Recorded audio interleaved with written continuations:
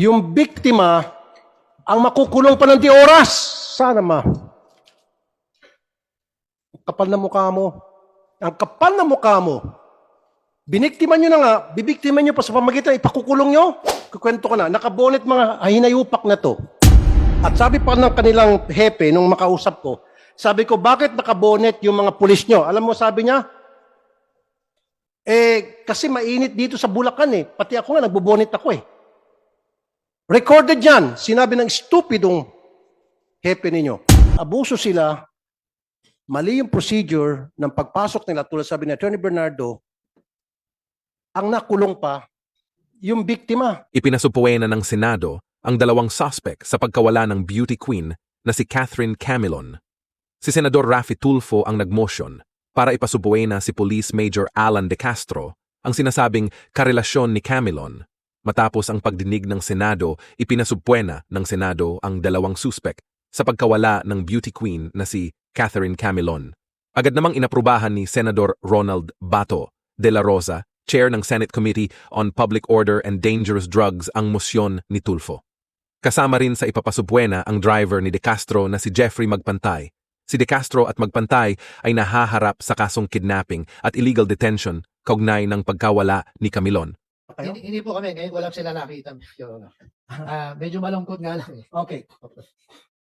Once upon a time, I had this program, Philippines Most Wanted, sa PTV4.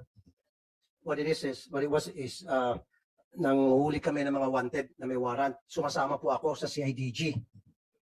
There were several occasions na alam ng CIDG, base sa asset na isinumbong sa amin, and then kami pinitam sa CIDG, may hawak ng warrant, na nandyan sa bahay, kinikasing po namin. Hindi po pinapasok ng CIDG yung bahay. We wait, kuminsan umabot kami ng 2 days, kinikasing namin yan. Ngayon, paglabas, sa kadampot. Meron pa isang insidente, nagpanggap yung CIDG na magdi-deliver. May delivery dito, LBC. Nag-uniforme pa. May delivery para kay ganito, kay Juan. Paglabas ni Juan, ikaw ba si Juan? Tapos may kasamang picture. Ako nga po, sabay posas. Hindi pinasok yung bahay. Yung sinasabi mo kung gano'n, then we have to revisit that law, Mr. Chair, and we have to amend that law. Napapayagan pala. Ang baka sinasabi mo yung while in hot pursuit, siguro.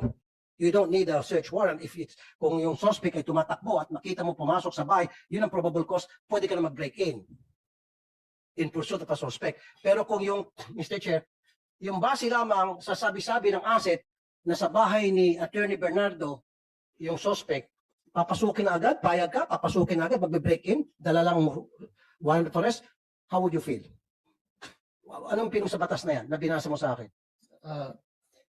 Your Honor, may iwasan po sana ito kung merong coordination na maayos at maayos na pag-uusap. Kung hindi naman sila nakakatiyak na nandoon yung taong tinutukoy ng warrant of arrest, hindi na sana sila nagpatuloy. Exactly. Katunayan nga po, iba yung hinuli nila at mali po talaga. Meron po magandang proseso sana. Yung hindi pagsuot ng body worn camera, nagpapahiwatig na hindi po tama yung proseso. Maling-mali from the start, Your Honor. And also, Mr. Chair at Attorney Bernardo, sabi mo sa lahat ng kapulisan natin, kung gusto na pumasok ng bahay at sa palagay nila diyan nagtatago, kumuha sila ng search warrant sa korte. Mukhang hindi na kailangan, Senator Tulfo. Basta importante lang magkilala sila, na pulis sila, pakita lang warrant, nagdala kaming warrant, we have reasonable ground to believe nandiyan sa loob yung suspect, papasok kami. Ang mali lang nito nila, pagpasok, ibang suspect, ginawa pa na istorya na lumaban, direct assault. So, iba, ibang nangyari. Mr. Chair, why am I talking about this? This is not the first time. Siguro, ipupul ko sa mga videos ko sa Mante sa radyo, 5 times na. Papasukin ng pulis yung bahay. Kasi, meron daw silang warrant of arrest. At sa maraming pagkakataon na yun, wrong house. At syempre, nandun na rin sila. Kaysa makasuhan sila, nadamputin nila yung tao doon. Tulad nangyari dito, dahil sa direct assault. Kasi syempre, papalag ka, Mr. Chair, sino ka? Hindi ka ng police. Di ba? Kaso talaga abutin nito nila. Pero yung spirit of the law naman na yan, yung rule Rules of court, Rule Rules of court 113. po, Your Honor. Rules of Ha? court. Rules of court po Yeah, yun na ang spirit nabasa niyan ko. is gusto talagang bigyan, i-empower yung ating law enforcement dahil kung wala yung rule na yan, inutil ang pulis natin. Hindi siya makahuli ng warrant ng isang tao na may warrant of arrest na nasa loob ng bahay. Hindi No. siya pwede mag-break in. Tama, Oh, Mr. Agree. yan ang spirit Kasi yan. Gusto talaga sa tulungan experience ang ko, pulis Mr. Chair, makahuli. Doon sa Philippines Most Wanted, tulad sinabi ko kanina, sa PTV for many, many years ago, kinikasing po namin yung bahay. For 2 days and 2 nights, kasama po ako, magkikasing kami. Nakaabang kami dyan. Nakasibilyang close sa ATG. After 2 days, lumabas yung suspect sa kadinampot. Tapos sabi ko, pangalawa, Mr. Chair, nagpanggap na delivery ng LBC. Magdi-deliver kay Juan. May deliver para sa kay Juan, kumatok. Nandiyan masiwan. Ano yan? Sabi nung kasambahay, eto may package. Lumabas si Juan, inaresto. Malinis. Yung diskarte, kung paano mag-diskarte na hindi natin mabayulit ang batas. Ay, ito talaga sa kanila, mali na nga yung ginawa, dinagdagan pa ng mali. Kasi Correct. ibang tao ang kinulong. So, Attorney Bernardo, maling-mali yung proseso nila na they should not have done that. Sabi mo, dapat may police. Sabi nila, yung may kasamang uniform personnel. Yung uniform personnel, sabi niya, a few blocks away. Sabi niya, a few blocks away. Tama po ba yun? Mali po yun. Dapat kasama po. Dapat katukin muna at kausapin yung naninirahan sa loob ng bahay na kung saan tiyakin yung yung warrant of arrest na dapat tiyakin ko anong bahay kasi nakadescribe po ron kung saan bahay huhulihin at yung pangalan ng tao. Kung natitiyak nila na nasa loob, kausapin muna at kasama dapat yung pulis na nakauniformado at merong mahigpit yung kautusan kasi ng Supreme Court na dapat merong body worn camera. Kung tama po yung proseso, yun, maaari silang paniwalaan. Pero sa una pa lang po, hindi tama eh. Yeah, you are raising your hand. Yeah, ano gusto mo sabihin? Sir, Your Honor, considering the fact po na armed and dangerous yung hinahanap po namin, talagang hindi na po kami makakalapit dyan ng may uniform personnel at mayroon na po kaming history na natakasan po kami nun. And for the information, sir, yung pong target of operation namin na yan ay nahuli na rin po, dyan din po sa block po na yan, malapit po dyan. Nakakulong na po ngayon, sir. Yun nga. Naintindihan kita, gusto mo talagang mahuli yung tao na subject of the warrant of arrest. But in doing so, you don't have to violate protocols. You don't have to violate the law. Sinasabi sa ating rules of engagement, sa ating police operational procedure, na dapat may kasama kayong, when you effect the arrest, dapat meron kayong kasamang uniformadong police na mag-aresto. Kayo kasi intelligence kayo. You should be limiting yourself sa function nyo as intelligence, to gather intelligence, information. Doon lang kayo. Pero pag aresto, dapat ang arresting officer, na, yung naka-uniforme na. So what kung hindi nyo nahuli? Mas wala lang kayong kaso. Di ba? Gusto nyo mahuli. Binayulit naman nyo yung batas. Binayulit yung police operational procedure. So mali yun. Intindihan ko kayo. As mga intel operative, gusto talaga nyo mahuli. Pero huwag naman to the extent, at the expense of violating the police operational procedure. Mali yun. Okay. Mr. Chair, 2 points lang. No? Ito ang binabasa ni kanina ni Napolcom Commissioner. Sabi dito, a police officer in order to make an arrest with or without warrant may break into a building or enclosure where the person to be arrested is or is reasonably believed to be in. Believed. So dito na abuso itong reasonably believed to be. Hindi clearly defined. So pwedeng sabihin all the time na kahit na sinong police na abusado na I have reason to believe that he is there. So therefore, pwede kong pasukin yan, yung bahay na yan, kahit na wala akong search warrant para arrestuin si Poncio Pilato. Kasi itong reasonably believe eh. All he has to say is, we have reason to believe. Pasok na dito sa Criminal Procedure Rule number 113 Section 11. Naabuso po, Mr. Chair. Naabuso yan. So kung sila nag-abuso, mananagot sila. Ang system Kasuhan natin. ng abuso sila, mali yung procedure ng pagpasok nila, tulad sabi ni Attorney Bernardo, ang nakulong pa, yung biktima. Adding insult to injury, pati yung anak ng biktima, nadadalaw lang, pati yung kinulong. And pangatlo, ang nakainit ang ulo, kinakasuhan itong mag-ama. Sila na lang agrabyado, sila pa ngayon na may posibilidad na makukulong. Yung para klaro tayo. you stand by your word na doon yung hinuli yan sa area. Yes, Your Honor. So tingnan natin itong video ngayon. Kung magsinungaling ka, you are liable. Under oath ka. You play the video.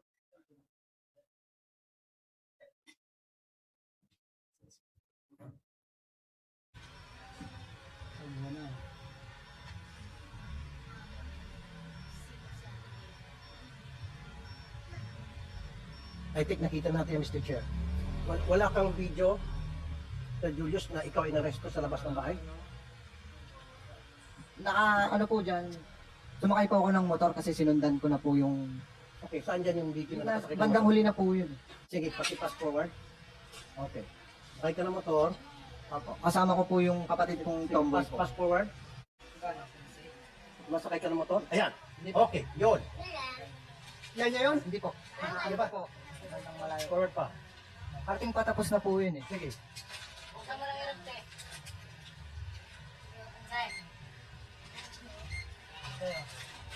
Yan. Nagpaalis na po sila dyan. Okay. Ayun eh. Ikaw, saan ka dyan, sir? Bakit natumba yung motor? Ano po yun? Kasi kinukuha ng tatay ko yung cellphone na hawak ni Sir Bernardo. Kasi nandun po yung talagang full video na habang Habang pumapasok sila. Sandali, sino yung nagmumotor? Sino yan? Sino yan sa inyo? si Sir Bernardo po. Bernardo, bakit pinatumba doon yung motor mo? Sir, inassault nga po nila ako, sir, kaya po namin sila inaresto, sir. Pangalawang tumba ko na po yan, sir. Hindi naman po nakikita dyan sa video yung umpisa lang nangyari at kompletong nangyari, sir. Mr. Pangalawang punta mo na yan? Sir, pangalawang beses na po ako natumba dyan eh. Bakit ka tumba? Yung una nga po yun, sir, yung inassault po nila ako dahil pinipigilan po nila akong makapasok. Actually, wala naman po nakapasok, sir. So yung tumba na yun, ano yun? Pangalawang beses na po yan, sir. Kaya nga, ano Inassault. tumba yun? Bakit ka natumba? Tinulak po nila ako, sir eh. Tinulak ka? Yes, sir. Sino nagtulak? Sir, Sino nagtulak sa'yo? yung pumagkama, sir. I-play mo nga yung video na yan.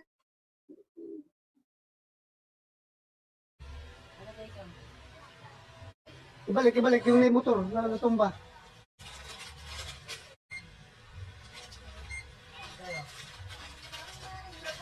Ikaw yan.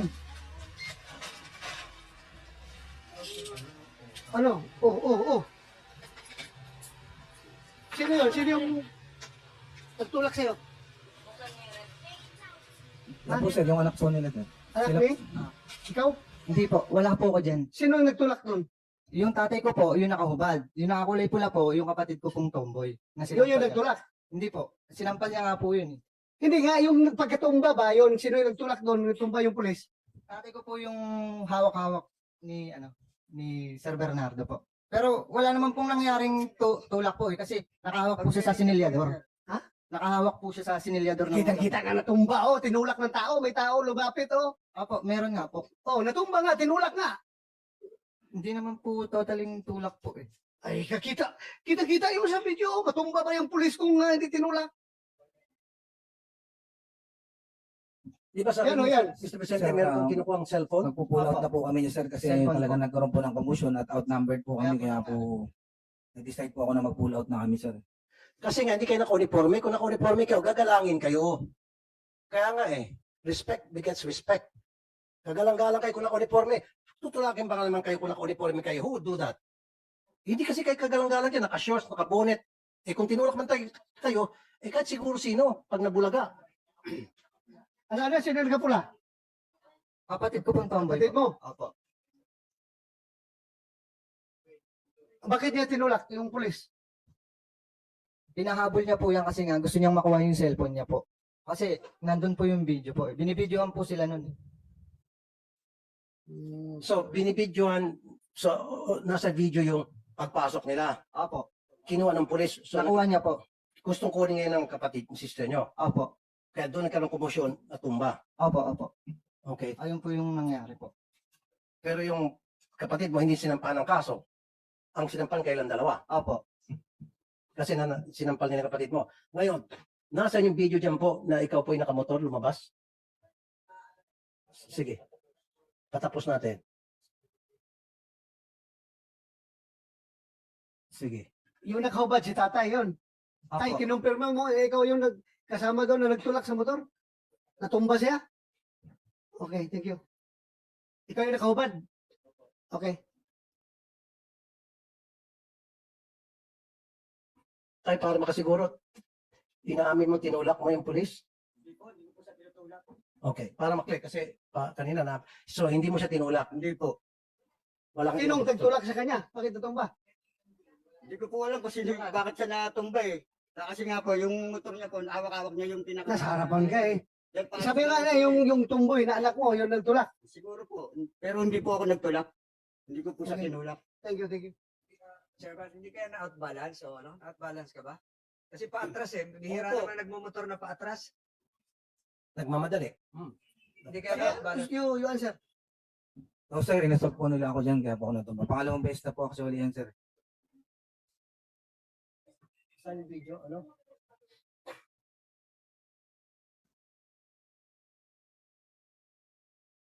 Kasi nga po, going back to sa sinabi ni Attorney Bernardo ng Napolcom, mali kasi yung procedure ninyo. Kung sinunod yung procedure, hindi sana nagkaganon, hindi sana nagkaroon tulakan. Tama ba, Attorney Bernardo?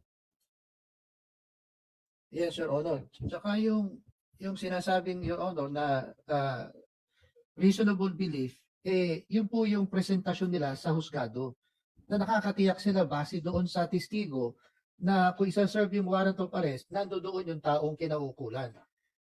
Iba po yung time lag nung nag-apply ng warrant of arrest tsaka yung execution, implementation ng warrant of arrest, iba pa po yun. Kaya dapat i-substantiate nila nung araw na nagsiserve sila ng warrant of arrest, ano yung kanilang pinagbabasihan na naniniwala sila na nasa loob ng tahanan yun. Kaya sana Hindi, patunayan nila yun. kung ako rin na, attorney, yung ako operative, meron akong asset nagsasabi, positive sir, andyan sa loob, nakita ko. So for me, that's enough reasonable ground to believe na andyan sa loob. Dahil talagang positive yung aking asset eh. For me, ako kung ako ang operative, I have enough reasonable ground to believe na andyan sa loob. Kaya pasukin ko ito dahil sabi ng asset ko, sigurado ka, nakita ko siya nasa loob. So, yun ang reasonability ko. Yun po, Yun. totoo po yun. Kung sa paniwala nila, nando doon. Pero mapapatunayan po yan pagkatapos na mangyari. Tsaka yung proseso. Kasi kung Hindi ka mapatunayan dahil negative nga eh. Wala Kaya na nga- doon sa loob. Kaya nga po Oo. Kung So kung nagkamali kayo, napakadali lang naman. Wala doon ang hinahanap nyo. Pasensya na tanga, wala dito yung hinahanap namin. Alis na kami. Bakit pinagbibit-bit pa ninyo yung tatay, tapos nagbisita doon,